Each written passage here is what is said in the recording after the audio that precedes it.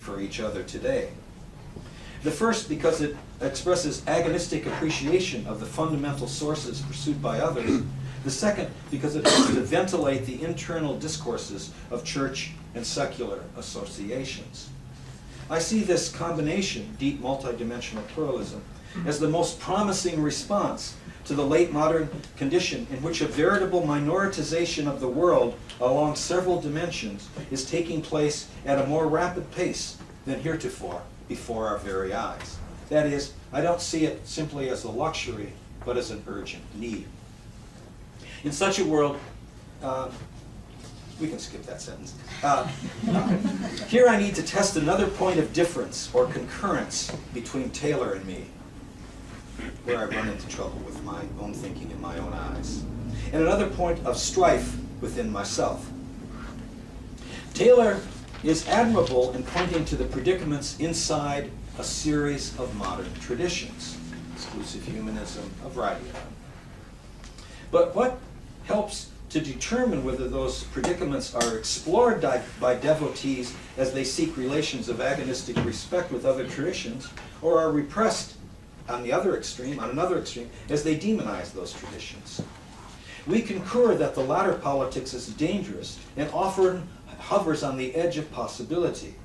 We also concur, I think, that the outcome of such a struggle could be fateful for the late modern era. But what are its cultural sources, and how can they be engaged? Class, age, race, ethnicity, gender, and creedal positions do not suffice to explain ethical political stances.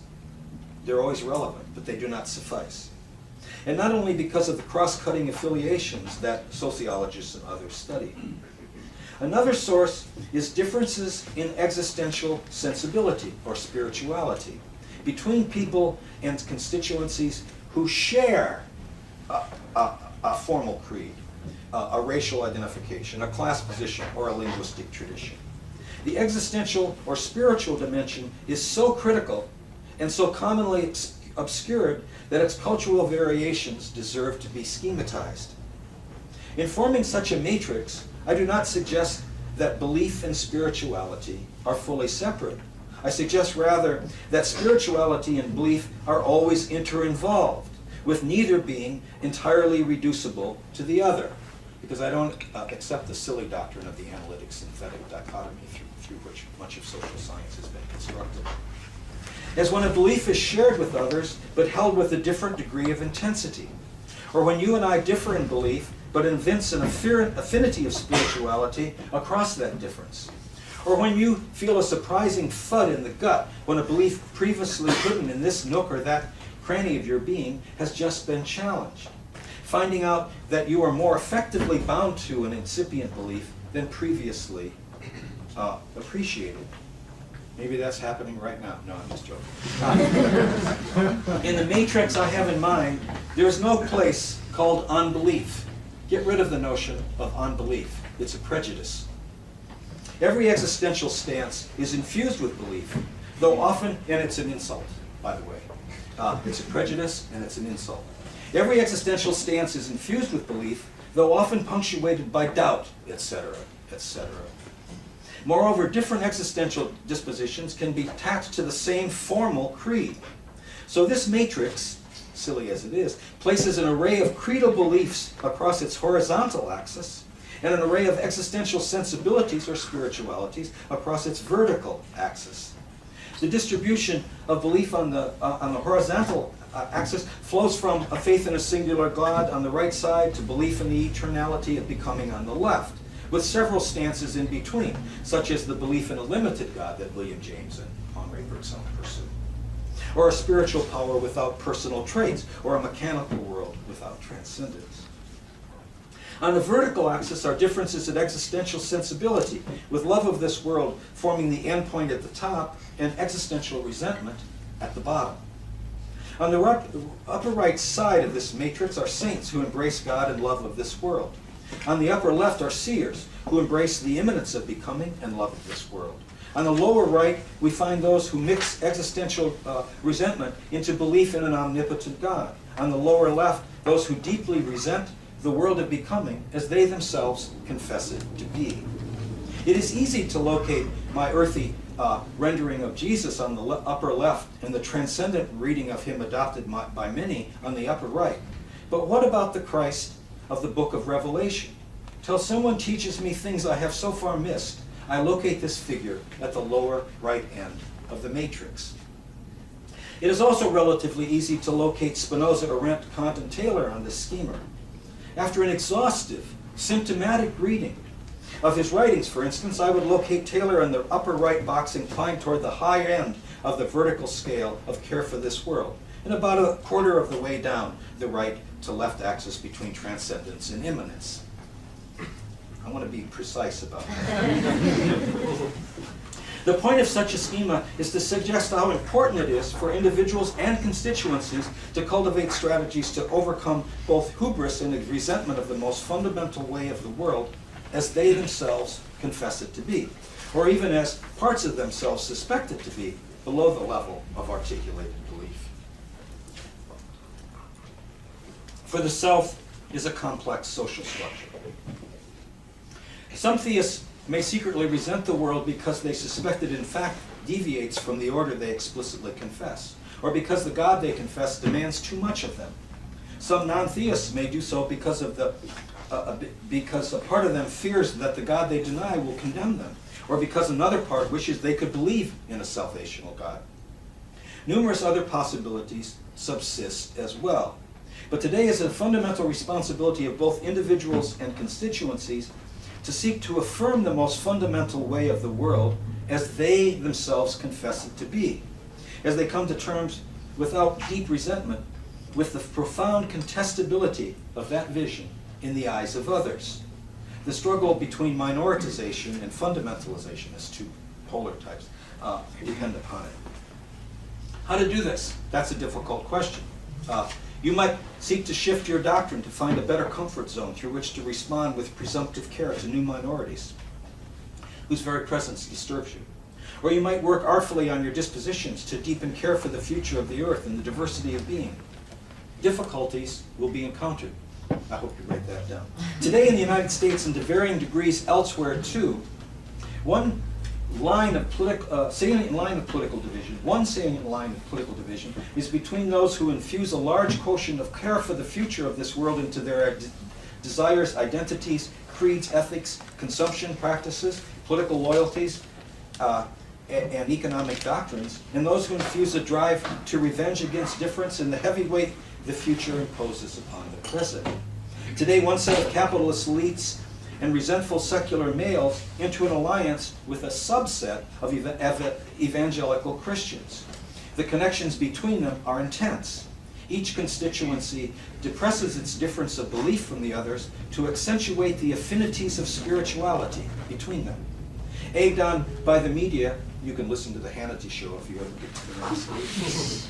They form a veritable resonance machine in which the creedally inflected spirituality of one constituency augments and amplifies that of the others. One set is infused with worldly hubris, the other with existential resentment. And you might suspect that as they resonate together in the same social movement, each begins to be inhabited by aspects of the sensibility paramount in the other. The right edge of the capitalist class vindicates its hubris by pretending that the free market takes care of itself, even as it heightens the income curve, engenders periodic financial crises, creates self-defeating modes of consumption, and intensifies global warming. The extreme edge of the evangelical right, it vindicates its ressentiment by looking toward a second coming, in which most humans are divinely punished. Well, that would be good.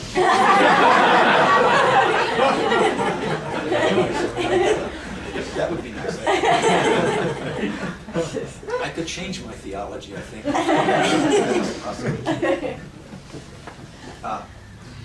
Are divinely punished.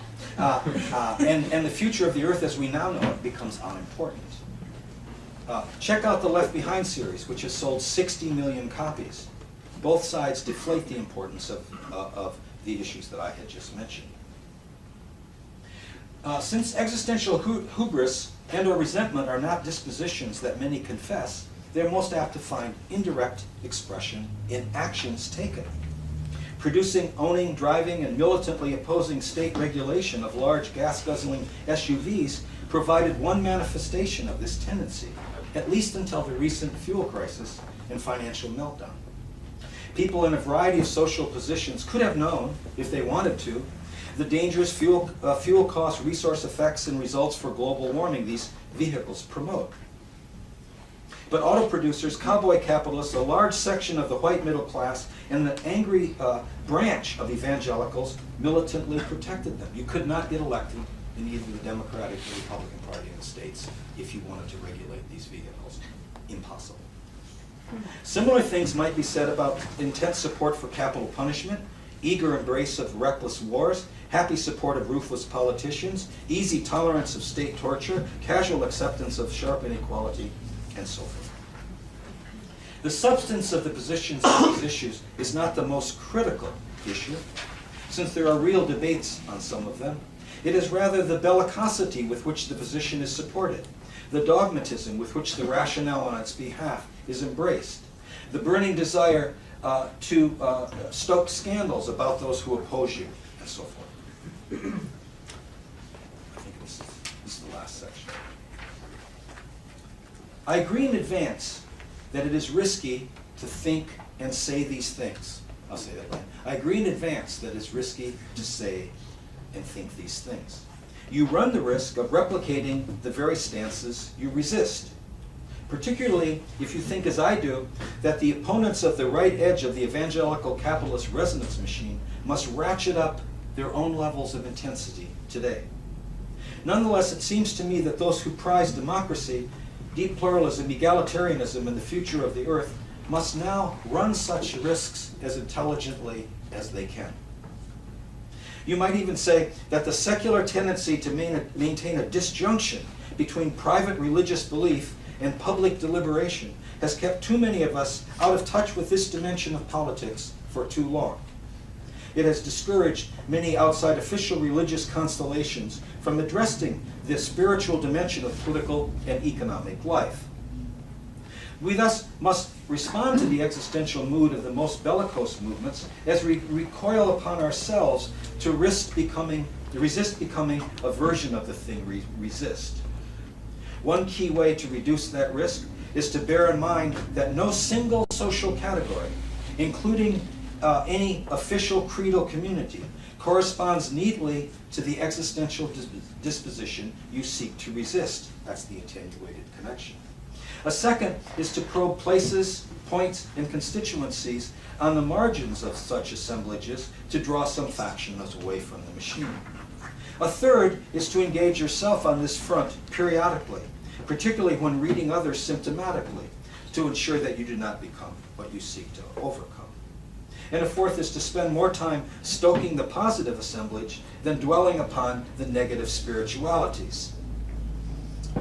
80% of my paper was on that, not 20% of this. Today is urgent to forge a counter-resonance machine composed of several constituencies who may diverge along lines of creedal faith, class position, ethnic identity, sexual affiliation, gender practice, and national location.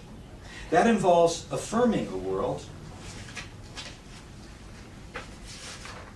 in which the creed you embrace regularly brushes up against alternatives that challenge, disturb, and disrupt its claim to universality in a kind of in a disruptive way.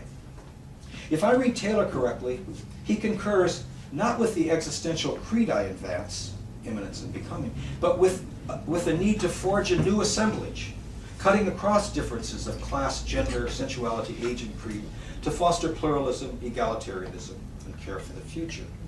Where we may differ is in the hesitancy Taylor displays to read social movements symptomatically, though he certainly does so with respect to those he calls neo-Nietzscheans.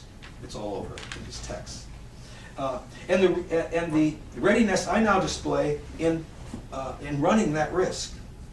I am unsure how deep this latter difference goes, and I'm also unsure about who is right about it. I know I'm divided against myself at this point, while now giving a certain degree of priority to one side of that division. Thanks.